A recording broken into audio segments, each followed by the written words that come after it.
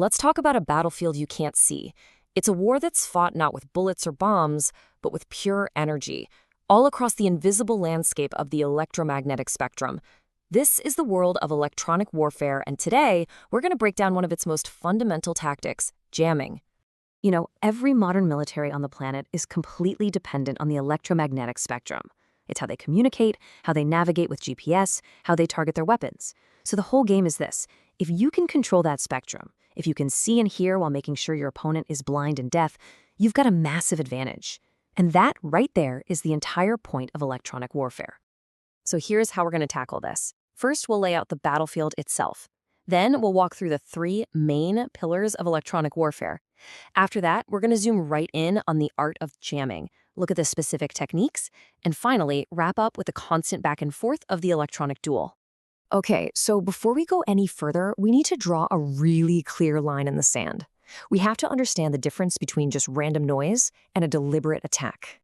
It's super important to get this straight. Interference is not the same as jamming. Interference can be a total accident, like two friendly radios on the same channel talking over each other. Yeah, it's annoying, but it's not hostile.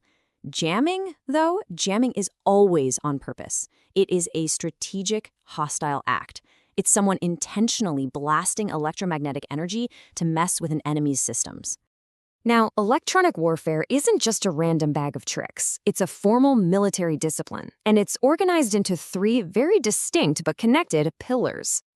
Think of it like this. First, you've got electronic support, or ES. This is basically intelligence gathering. You're passively listening to what's out there, trying to find and ID enemy signals. Then, you've got electronic attack, or EA. This is the offense, actively using energy to attack the enemy. And finally, there's electronic protection, or EP. That's your defense, making sure your own stuff can survive when the enemy tries to do the same to you. Now, all three of these are absolutely critical, but today we're zeroing in on electronic attack. And really, the best way to get a handle on EA is to look at its most common form, jamming. It's the perfect way to start wrapping your head around this whole complex world. So, let's get into the nitty-gritty. What is actually happening, physically, when a system is getting jammed? At its heart, jamming is all about overwhelming a receiver. Okay, imagine you're in a quiet library and someone whispers a secret to you from across the room. You'd hear it, no problem. Now imagine trying to hear that same whisper while you're standing in the front row of a heavy metal concert. The whisper is still there. That's the faint radar signal bouncing off a stealth fighter. But the concert, that's the jammer. The jammer isn't erasing the whisper, it's just drowning it in a massive wall of sound. Of course, it's not just about making noise. There's an art to it. Jammers have a whole toolkit of different techniques, and each one is designed for a specific job. They pretty much fall into two big families. Those two categories are noise jamming and repeater jamming. We're going to start with noise jamming. You can think of this as the brute force method. It's all about creating that overwhelming wall of electronic noise we were just talking about. The most focused kind of noise jamming is called spot jamming. This is like using a laser pointer.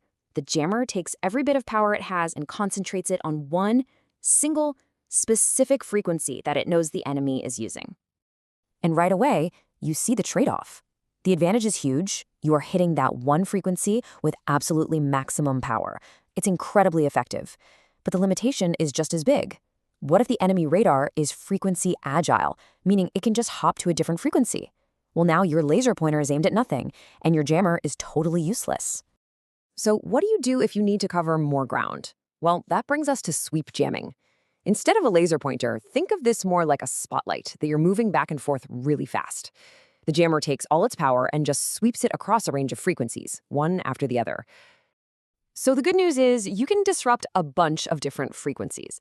But, and this is a big but, you're not jamming all of them at the same time. Your spotlight is only hitting one place at any given instant.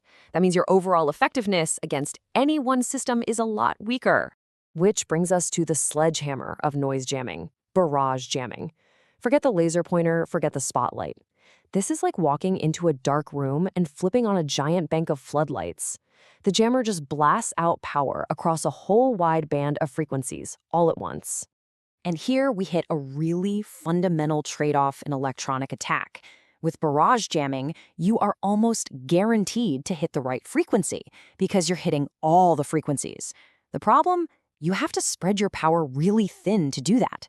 The amount of jamming energy on any single frequency is much, much weaker, which can make it easier for a powerful radar to just burn through all that noise. Okay, let's switch gears to the second family of techniques. This is where things get really clever. Instead of just brute force noise, we have repeater jamming. Its most advanced form is called digital radio frequency memory, or DRFM. This isn't about shouting anymore. This is about deception. This is about feeding the enemy radar a bunch of lies. The process is basically a digital copy-paste attack. First, the DRFM system intercepts an enemy radar pulse. Then, it converts that pulse into digital data. Now, it can store it, manipulate it. It can add a delay, change the frequency, whatever it wants. Finally, it blasts that manipulated signal back to the enemy radar, which thinks it's a totally legitimate echo. And the results? They're wild. By messing with the timing of that return signal, a DRFM jammer can make an airplane look like it's way farther away or much closer than it really is. It can paint a whole fleet of ghost aircraft on an enemy's screen, causing total confusion. It's basically a way to digitally gaslight a radar system, making the operator completely doubt what their own sensors are telling them. So, after hearing about all these powerful techniques, you're probably thinking that jamming is some kind of unbeatable superweapon. But the reality is a lot more like a constant, high-stakes duel. Which really brings us to the big question, right? Is jamming just an automatic I win button? Well, the short answer is no. Jamming is not magic. As we've seen, every single technique has its own trade-offs and limitations. And for every jamming technique that gets invented, you can bet there are engineers somewhere working on an anti-jamming countermeasure. It's a never-ending, high-tech game of cat and mouse. So at the end of the day, electronic warfare isn't really just about technology. It's about information. The whole goal is to control the electromagnetic spectrum so you can get the information you need while denying it to your opponent. And jamming in all its different forms is just one of the most direct ways to attack information itself, a tool for shaping what the enemy can and, more importantly, cannot see on that invisible battlefield.